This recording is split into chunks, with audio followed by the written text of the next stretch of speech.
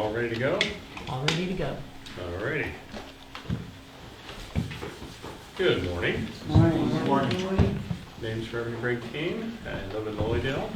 I've worked with Mediumship all my life, and I was born into a family that 4 generations of mediums in the family. So it's something that I've been working on all my life, from childhood on up. Got a lot of trouble when I was a child, knowing what I know and being in tune to what I was in tune to. People didn't like that at times, especially when you're telling them things are going to happen. You know, I've had people tell me, it's like, you jinxed me. You know, like a kid at school one time said to me, he says, oh no, he says, I got it under control. And he ended up in the hospital. Then he comes back to school and I do see him and he tells me, you jinxed me. No, I'm trying to warn you from getting yourself killed, you know. So good morning, and what I'd like to do is open with prayer. Dear Father God, in all love and thy understanding, as we are blessed today by thy presence, thy guidance, thy life, and thy love, as we bring the energy of life, energy of spirit, may we allow ourselves to leave the energy of the world around us outside of the circle, and allow us to have the harmony and calmness that spirit brings to us. It brings the healing, brings the balance, and brings on trust as we open the school and class today. Amen. Well, I'd like to start out with my childhood a little bit so you understand where I'm coming from and what I've experienced.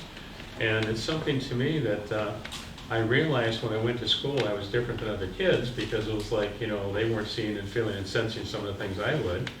And when I was very little, my grandmother used to sit and work with me. And it was something that there was an energy all the time around her of, yes, you're in the physical world, but yes, you're in the spiritual world at the same time. How many of you here have felt or sensed things at times where you feel spirits with you or around you? Okay, very good. And how many of you had dreams that have been coming true? You're having the dreams where it'll really show you things in the future. Because I feel dreaming is something that we're connected to now. The two that raised their hands in a dreaming, have you had it where you're dreaming it, you remember it, and you remember it all the time? Or is it something off and on you remember? No, it's stuck. It's stuck? Stayed with you every time? Good. Yours? I dream it, and then I remember it for a little bit, but it doesn't happen for 6 months down the line. It's always that way. I'll remember it around 6 months later, this should be happening. I said, I remember this. Yeah. Well, you know, I've had a lot of people say to me, it's like they'll dream something and the event occurs, but then it's like, well, how do I say anything to anybody that, you know, I dreamt that? It's already happened. And I feel energy around all of us. We're all dreaming, we're all aware, we're all in tune. No matter how much we're thinking we're not aware, we are aware. And it's just the idea of opening up to that and allowing that to be there. And we're needing to relax with the idea that, like, as a child, you know, the family I was raised in, when I get up in the morning, my mom or grandmother would say to me, you know, what did you dream last night? What did you dream? What did you sense? What came through to you in a way that's guidance? Who visited with you? And I remember having relatives visit, guides and teachers visit where they'd come in. And I was a kid that was always intrigued by things anyhow. And I'd go out of the body a lot at night and travel. How many of you have experienced the astral travel where you remember that you're really out there and you come back? I don't know about that, but flying. Lots of flying. Well, that'd be astrally flying. That'd be going out and flying. Well, and I'm a swimmer in space. Because I remember as a child going down State Route 422, zigzagging the telephone poles and having fun with everything that way. And I did that all the time. I still do it now. I found myself overlooking the nail at times and, you know, coming back. So it's like we're needing to understand that we have all these gifts and to realize we already have them.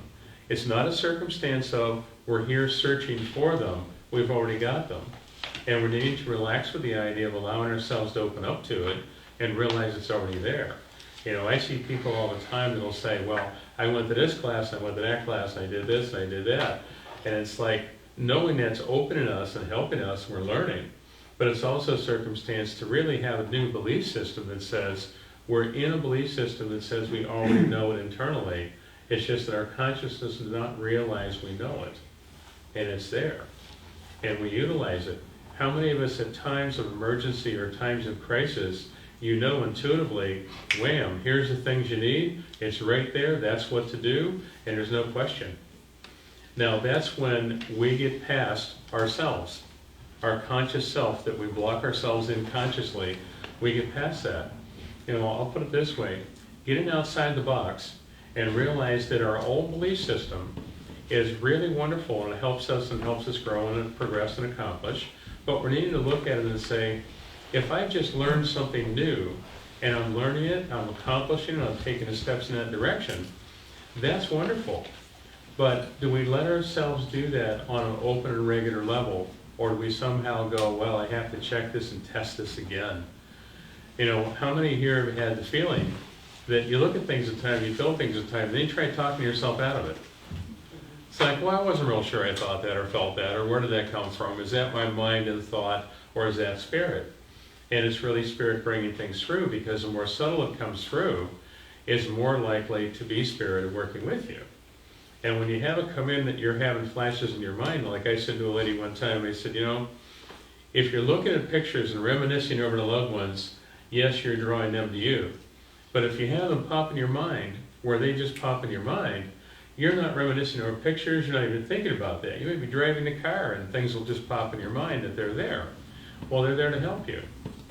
And I know myself, when my grandmother comes around, I smell lilacs. When my mother comes around, I smell roses. And that's something to me that's just a regular signal that it's like I welcome them, thank them for coming. Is there a message? And I'll think about that when we feel things. How many of you ask for more when you sense spirit around you? Because we're needing to be aware that if we're going to feel their presence, they're coming for a reason. Now, it may be to say hello, but it also may be a circumstance of saying, I have a message for you. But if all we recognize is the fact that they were there, and we don't put the intent out of going, hey, is there a message or something you want to share with me? They have to respect our free will. Our free will can hold ourselves from learning more and doing more. And when we're needing to look at that, always add that in. You're asking Spirit to help. Hey, is there a message? I do it all the time. And almost always there's a message. Every once in a while, I'll get a joker that'll come through and go, no, I just said hi. But it's like, there's an energy there that they're coming to you, and that frequency of energy and that frequency of purpose is there. And we're needing to know that when they do that, we have the choice of opening the door. I've had an experience many times where people say to me, well, I get up in the middle of the night and they're knocking on my door. And I went to the door and there's nobody. And I said, what's the symbol of that? Let me in. In other words, open yourself to allow them to come in and work with you. And it isn't the idea of the physical door, it's the idea of spiritually, let's open the door. It's our free will to open the door. And many times we don't.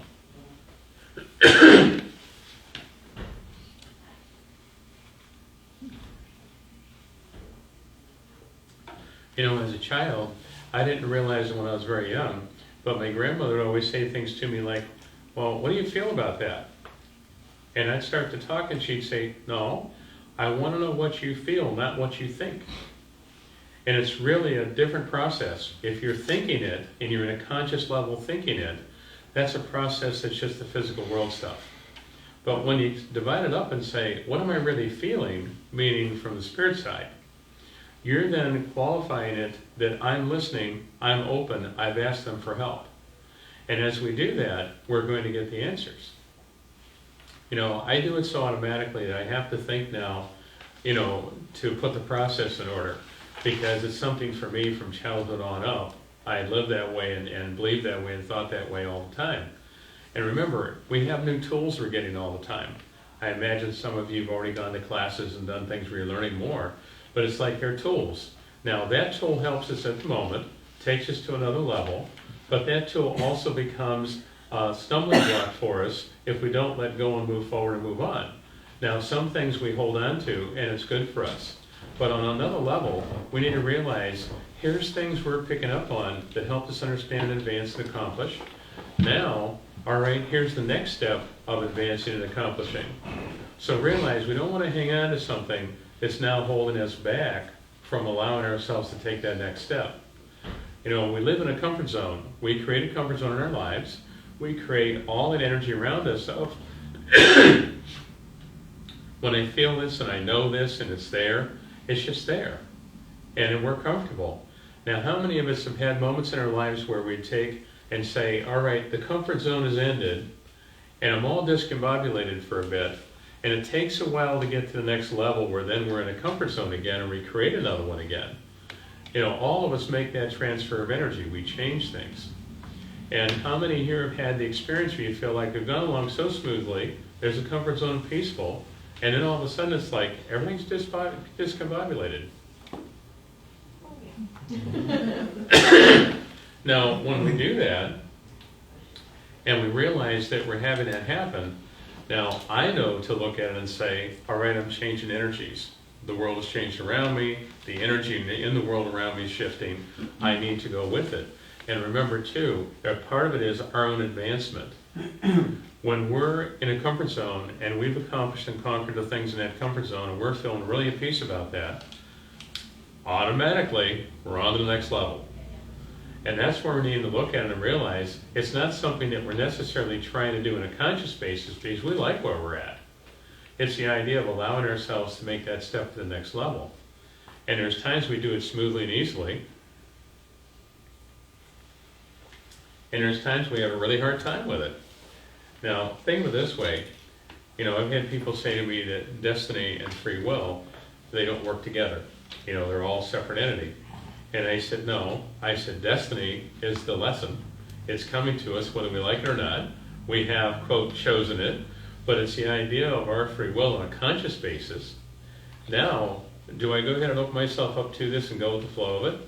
And do it the hard way or the easy way, the right way or the wrong way? And what way are we choosing to take those steps? And it's something that in a belief system level, how many of us here were born spiritualists and focused on it in that form and was raised in that form? You know, most of you be coming from a life that you've had different energies when you were younger, training, belief systems. Whether it's a belief system that would be in religion, a belief system in your family, how they thought, how they lived, what they believed. It's like now you're adventurous and you're like sitting in this group right now and other groups you've been in, that it's like now you're opening up to the idea there's a whole lot more out there and I don't have to be the way I was. I don't have to do what I had done and I don't have to believe what they were showing me or teaching me. You know, I've seen some people at times where it's been very hard for them to come from another religion and open up to the idea of being in a spiritual faith or the understanding of mediumship when they've already been mediums. You know, I couldn't say how many priests I read for. And I read for the priests, and they're very open. They'll talk about their congregations, they'll talk about what they dream and the guidance they have. Some of them don't, but there's a lot of them that do. I know one gentleman right now that passed away now, God bless him. He used to be in the Buffalo area. And he was a Catholic priest, and he had this beautiful cabinet that had all leaded glass in it, and it had locks on it that it locked. And that's where he kept all his astrology and spiritualism paperwork. And he also had a little computer that had all the programs on it for astrology, and he understood astrology very deeply. He also used to deal with people that were on death row, and he would counsel them. So he had an enormous amount of understanding and knowledge as to how to reach in and touch these people and work with these people.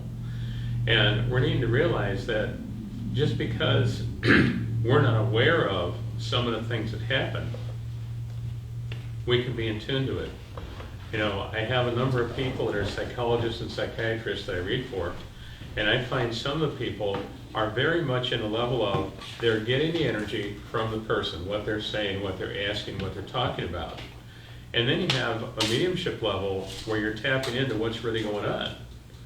You know, and I had one woman come to me one time and she said to me, she goes, I was to you a while ago, and she says, it scared me. And I said, well, why would it scare you? And she says, everything was so right on about my life and what I'm doing and everything else. Well, she was scared because she realized that, and she has this integrity, that having clients that she was working with, and she says, it scares me to not know what you know. because all I'm dependent on is what they're saying.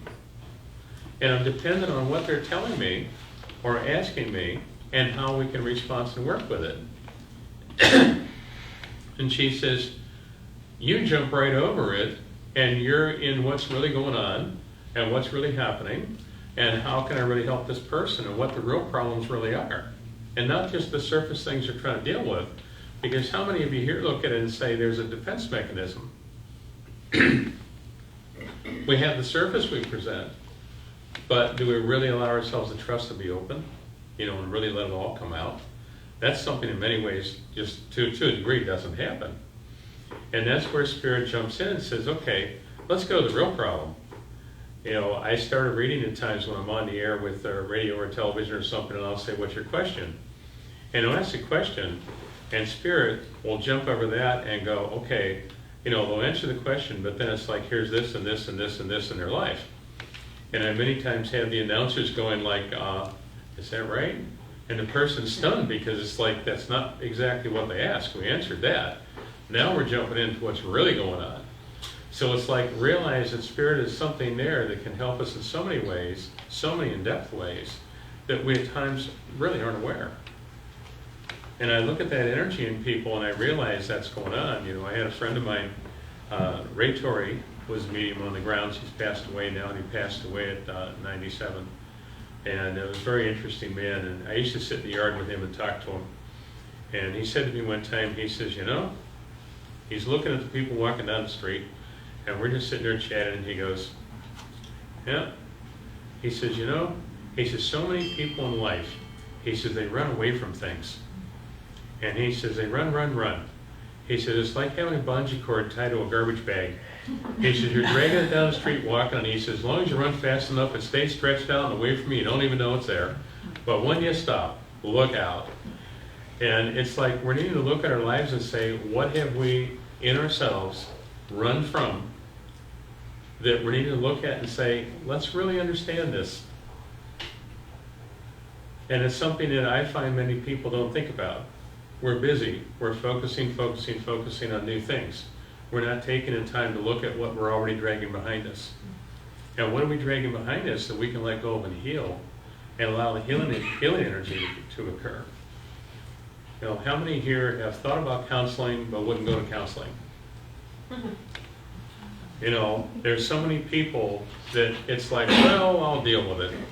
And what's sad is sometimes we deal with it by just not dealing with it.